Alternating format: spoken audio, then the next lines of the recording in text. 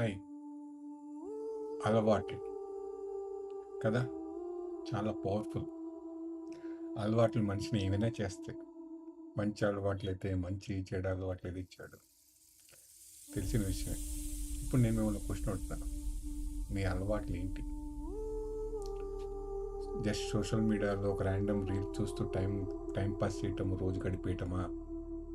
లేదు, మీరున్న comfort zone enjoy చేస్తూ ఎటువంటి రిస్క్ లేకుండా లైఫ్ని బోరింగ్గా మార్చుకోవడమా? లేదు, సక్సెస్ మీ అలవాటుగా మీరు మార్చుకోగలిగారా, కలుగుతున్నారా? సి, ఒక గోల్ పెట్టుకోవాలి, దానికోసం రోజు వర్క్ చేయాలి.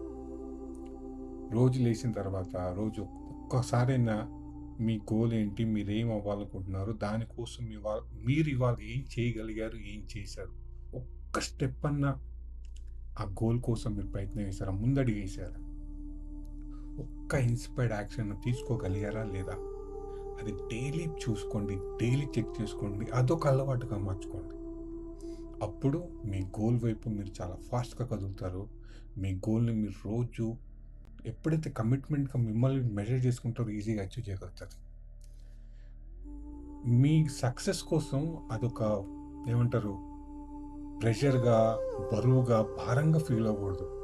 మీ సక్సెస్ కోసం మీరు చేసే ప్రతి అడుగు, మీరు చేసే ప్రతి పని, అది దాంట్లో ఒక మ్యాజిక్ ఉండాలి, ఒక ఎంజాయ్మెంట్ ఉండాలి, దాన్ని మీరు ఆస్వాదించాలి.